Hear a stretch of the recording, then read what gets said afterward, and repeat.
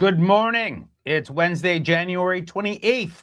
The multi-front war in the Middle East is now 844 days old. I'm your host, Jonathan Schanzer. Welcome back yet again to the FDD Morning Brief. Well, we all know the good news. Ron Gabili's remains will return to Israel on Monday. The hostage nightmare is over in Israel. That is the good news. The bad news, according to my friends in Israel, is that phase 2 of Trump's 20-point plan might ultimately lead to normalization or recognition of Hamas. The fear in Israel is that because nobody seems to be able to govern the Gaza Strip, there may be no choice but to work with the Iran-backed terror group that started all of this back on October 7th, 2023. Surprisingly, I'm not as negative. That's kind of a new thing for me. I happen to think that the Trump administration understands full well that Hamas is the problem. Yes, I recognize that Stephen Witkoff, the president's chief negotiator, is talking to Hamas, and I do think that's a mistake. But I also believe that he knows that legitimizing Hamas would be a huge setback for his boss and for the region. I'm hoping I'm right. Today's guest is Elliott Abrams. He's a scholar at the Council on Foreign Relations, CFR, as we call it. He has also served as U.S. Special Rep for Iran and Venezuela during the first Trump administration, and little did he know that these portfolios would become the defining crises of 2026, and we're only 1 month in to 2026. Elliott is the perfect guest to unpack potential scenarios on both fronts, so stay tuned for my conversation with him in just about as much time as it takes U.S. Special Forces to land in Caracas, nab a dictator, and get back on a chopper headed for Brooklyn. Tensions in the Persian Gulf are sky high. A massive U.S. military buildup has the Iranian regime bracing for impact. As I see it, there are effectively 3 ways this thing could play out. Scenario 1, diplomacy. The Trump administration uses the threat of force to convince the Iranians to make a deal that defangs the regime. Nukes, proxies, and missiles, all of it settled once and for all. The problem here is that the Iranians have a history of fleecing the United States every time we negotiate. I prefer to avoid this.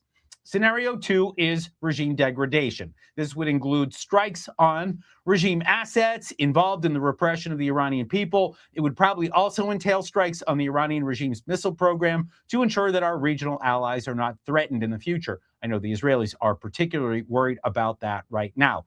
The last scenario is regime change. That could include strikes on Supreme Leader Ali Khamenei's bunker. It could include other key regime assets as well. The goal would be to take out this odious regime once and for all. To be clear, we certainly have enough firepower in the region to do this. It all comes down to Donald Trump, ladies and germs. I don't know his plans, but I do know his options, more or less. So does he, and he needs to get down off the fence soon, because that window of opportunity, it may be starting to close.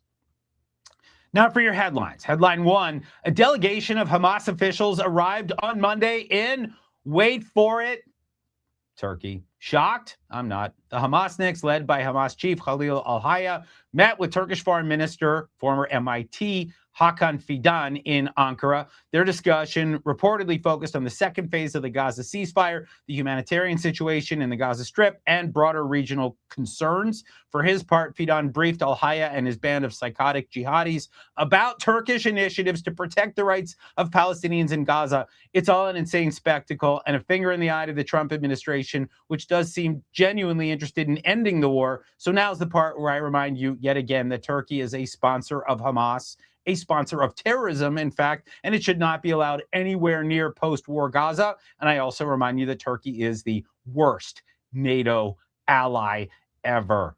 Headline 2, and this is not a parody. Hamas wants to be part of the Gaza new government. Okay, no need to check those hearing aids, folks. Hamas wants the U.S.-backed National Committee for the Administration of Gaza, the NCAG, not a great acronym, to welcome 10,000 Hamas police officers and 30,000 more civil servants with open arms. That sounds about as wise as licking a metal pole in freezing temperatures. Hamas spokesman Hazem Qasem told Reuters that Hamas is prepared to cede control to the technocratic NCAG, but he humbly suggests that Gaza's new rulers might benefit from the vast know-how of Hamas's personnel. I hope the Board of Peace sees this for what it is, downright Orwellian.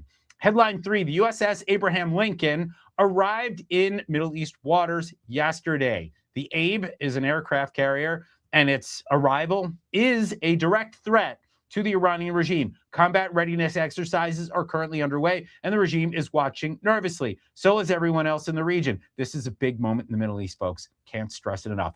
And bonus headline 4, the IDF is still hammering the party of God in Lebanon. On Monday, the IDF launched strikes against a group of Hezbollah terrorists who are working to rebuild underground terror infrastructure in South Lebanon. Obviously, that's very much not allowed under the ceasefire agreement with Israel. The strikes came shortly after the IDF eliminated a commander of a Hezbollah artillery team. Then on Tuesday, the IDF took out another Hezbollah terrorist in South Lebanon. Lots of stuff going boom, folks. Oh, and don't expect the Israelis to leave those observation posts during an election year in Israel. I expect more of this, not less, in the months to come. All right. It's time now to dive into that convo with Elliott Abrams of the Council on Foreign Relations. Without further ado, let's do this. Welcome to the program, Elliott Abrams. Thanks. Very glad to be back. Good to have you back. Repeat offender. We love those. All right. I want to talk about the American force posture right now in the Persian Gulf. There is a lot of firepower. The president's calling it an armada. It's just a lot of boats. And a lot of boats with a lot of weapons, a lot of platforms, a lot of defense, right? Defense items as well. But what are we saying publicly? What are we signaling physically? How do you read the American force posture in the region? Well, you're asking me, in a sense, to read the president's mind a little bit. In the case of the force buildup in the Caribbean, that was really, really noticeable because it was odd. I mean, we haven't had carrier task forces there regularly. In the Middle East, we have. So we were really low a month ago. We didn't have a carrier task force in the Gulf. Now we do. So we're back to the reasonably normal ability to inflict an enormous amount of damage on Iran and also do some of the air defense. I think that's got to be very much on the president's mind. When he does something like the bombing of the Iranian nuclear sites, or for that matter, seizing Venezuela's illegitimate president, Maduro, we don't lose anybody. And he can say, this is now over, total American casualties, 0.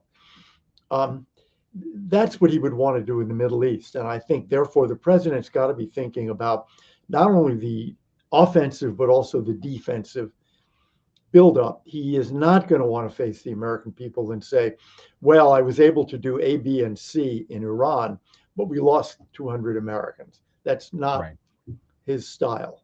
No, he wants it clean. And at least as I understand it right now, he's asking for plans that would allow for a more comprehensive strike, but also be neat and easy. And that those two things may be at odds with one another. That's as much as we understand. You know, they may. There's another side to it, which you were talking about a couple of minutes ago, which is the Israeli side and the Arab side. That is, it's one thing to say, well, the Iranians are not crazy. They're not going to hit an American base. They're threatening it now. But they know if they actually did it or tried to sink an American ship and killed 100 Americans, they have some sense that the president's reaction would be gigantic. But they may want to threaten Arab allies of the United States. They have in the past, or of course, Israel. Right. So let's talk about the two of those, because I think that's important. The Israeli posture, I mean, let's talk about that. We're hearing a lot about, preparations for defense, but what's going on there? What's the rhetoric? What's the mood?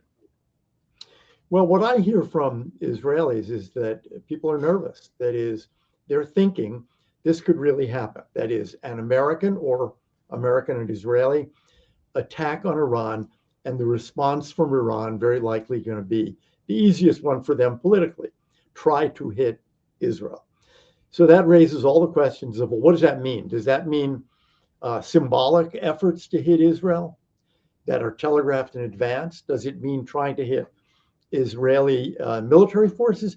Or does it mean what they've tried in the past, which is try to create a mass casualty event, try to hit Israeli cities. So you can understand why Israelis now are nervous. You can even really understand why some airlines are beginning to think about, and KLM has actually canceled flights to Israel. Yeah, and I saw reports that Israel is a contingency right now for removing 42,000 foreign nationals. That's a pretty big number and a massive operation. As far as what Iran might hit, I think we saw a pretty good sense of what they can do, what they will try to do with their ballistic missiles. That's the big threat. My understanding is that they have reached the same number, if not more, of the ballistic missile arsenal that they had before the June war of last year, the 12-day war. So obviously the Israelis are nervous. But you also mentioned the Arab world. And I do want to talk about that because, these are countries that are not used to this, right? And especially the Gulf countries are much more nervous. It's in their DNA, right? I mean, they're sort of a skittish bunch. And we're seeing they're all saying, well, we don't support an attack. This is all signaling to Iran like, hey, we're not your problem. But that doesn't, just because they don't want the war doesn't mean the war won't come to them. So what's the thinking right now from Saudi to the Emirates to Bahrain to Kuwait and beyond? They've been advising President Trump, don't do it, don't do it. Leave Iran alone. Now, that's the public posture. And as you just said, part of it is because they want to signal to Iran, don't look at us. The Saudis most recently said, we will not allow our airspace to be used to attack Iran. And that really is an effort. They're terribly vulnerable, and it is an effort to protect themselves from, say, a hit on oil sites. When I say they're terribly vulnerable, I mean, just think about how many strikes at power plants or desalination plants it would take to set them back years and years economically. So they are really trying to say to Iran, not us, it's not us. Blame the Americans or blame the Israelis. It's worked pretty well in the past. Maybe it will this time. I think what you were just saying does also suggest that if there is going to be an American or American and Israeli attack, the first target should be ballistic missile sites. That's clear. Yeah. And I think probably more specifically, the launchers, right? Without launchers, you can't get the ballistic missiles up in the air. So if we have good intel on the launchers, that's far fewer, right? Because there's thousands of missiles, but there's probably maybe 100 or 200, or I don't know what the number is. Somebody knows. But it's far fewer, right? And I do understand that the Iranians, they know what the Israelis did last time to try to neutralize the launchers. So there's a bit of a cat and mouse game, a chess game, whatever you want to call it. But that's going to be interesting to see. All right, I want to ask you, you come to us with vast expertise on a number of different issues, but I'm interested right now in your experience as envoy to the Venezuela issue. I think right now particularly interested in the idea that maybe there was a model for quasi-regime change, not full regime change, because we're not supposed to say that here in Washington anymore. It's like a dirty term. But quasi-regime change in Venezuela just sort of worked, right? We got rid of the chieftain at the top, illegitimate president, Nicolas Maduro. We get him out. And now we're working with a defanged rest of the government. And they're largely maybe complaining a little bit, but they're working with the United States, and we're seeing some progress there in ways that maybe we wouldn't have imagined in the past. Is this the new model? Is this like a new thing that the Trump administration can replicate and maybe even do it in the Middle East? Well, I think it's a bad model if it is the Trump model for a couple of reasons. First of all, just on the narrow national security issue, in the case of Venezuela, it would be, have we been able to sever their relationships with Russia, China, Iran? Are all of the Hezbollah agents out? Are all of the Iranians out? Are all of the Cuban intel people out? The answer, I think, is no. So now maybe that happens next month or the month after. Maybe it's just been too soon, but we don't know if the model works there. But the second part is, if the Trump plan is to rely on Delcy Rodriguez, the interim president, and leave the regime in place, then what it is saying to the Venezuelan people is, we just don't care about you. We're going to make a deal with the regime. Okay, we've decapitated it, but the number 2 and 3 and 4 and 5, all those people remain. We abandon the Venezuelan people because we're going to get some oil. That model for Iran, right after this uprising, would be saying, well, it's true the regime killed 30,000 unarmed protesters, but we're going to make a deal with the regime anyway, because we have very narrow, immediate national security concerns. I hope that is not the US model, because that would end up with a partial or complete lifting of American sanctions, which would obviously strengthen the regime over the medium run. And it would say to the Iranian people, well, tough. I mean, the regime has agreed to do 1 or 2 or 3 things we're asking to do that we think are important for us. We are uninterested in the end of this regime. So I hope that's not the model, because I think it's a terrible message to send. Yeah, and it would be the difference between transactional and transformational policy. Transactional policy, I think, is what Donald Trump is known for on some level, maybe on lots of levels. I think what we're talking about, and probably not surprising, you come from the, you were part of the Bush administration, where we talked about transforming some of these societies. And there are a lot of people who say you can't do that, right? We learned tough lessons, regime change, you can't really do it. But I got to say, if you want the participation of the people on the ground, you have to offer them something more than, hey, we're just going to make sure that oil flows, or we're going to get rid of the bad guy at the top, but everything else stays the same and repression continues. So I take your point. I want to ask you just about the broader Caribbean basin right now. That feels like something we don't talk about it enough here on the Morning Brief, because I'm focused on the Middle East. But you know this space.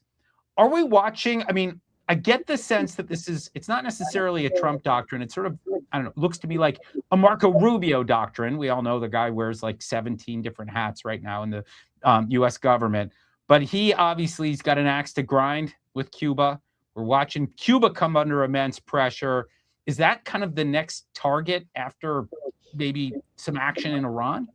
I think that the national security strategy said our first priority in the United States should be the Western Hemisphere. I think that Rubio and Trump are looking at what would be a historic achievement after the Venezuelan regime, and cutting off Venezuelan oil for Cuba, and cutting off the other potential supplier, Mexico, by basically saying to the Mexicans, don't do it. You can remember, the president's got 3 years, bring down the Cuban regime. And I think if Venezuela and Cuba fall, Nicaragua is not far behind. And then the president will have had a really historic achievement. Communist governments out of the Western Hemisphere. Fidel Castro, 1959, nobody, starting with President Kennedy, has been able to bring down that regime. If Trump can bring down that regime and Venezuela and Nicaragua and say, this is a hemisphere of freedom. This is a hemisphere without communism, without these outside forces, Russia, Iran, Hezbollah. That's a real historic achievement. And I think it is certainly in Rubio's mind, because it's not far-fetched. It is an achievement that's really possible. Yeah, and I got to say, we saw these reports this morning that the president of Mexico, Claudia Sheinbaum, is reportedly, and I got to confirm this, but reportedly cutting off oil deliveries to Cuba. So it looks like we got a policy that may be underway. Fascinating stuff. We'll keep tracking it. All right, I want to go back to the Middle East for one last question for you. I'm watching all of this play out, the Iran, tensions with Israel and the United States.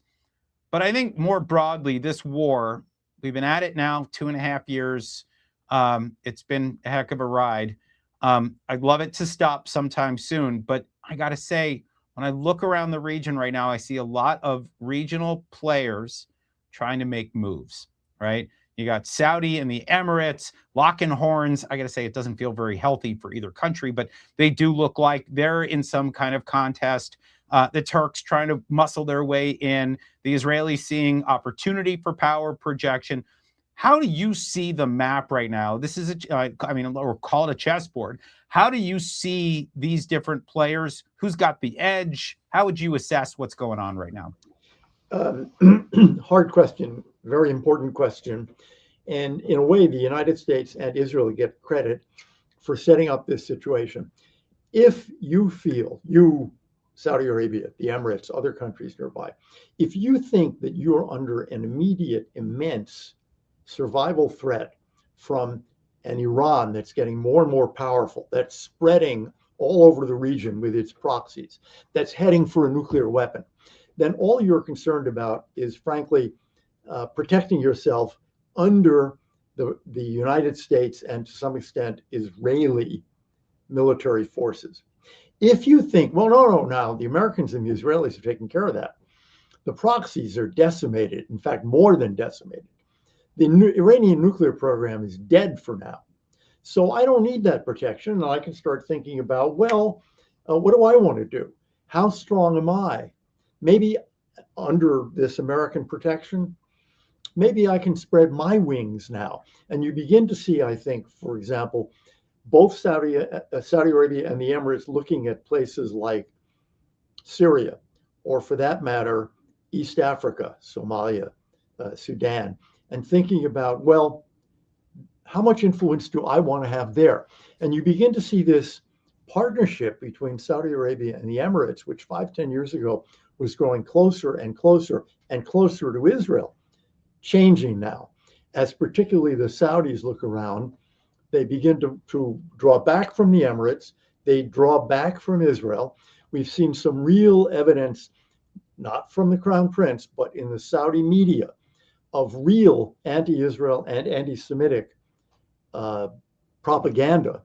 And I think it is all really because they're not afraid of Iran anymore, and they can begin to look around and assert themselves and their own interests more. That is not good if you're thinking about Saudi-Israeli normalization. No. It means that if we were on the verge of that, the Saudis are pulling way back now. Yeah, and I think that's the assessment that I keep hearing.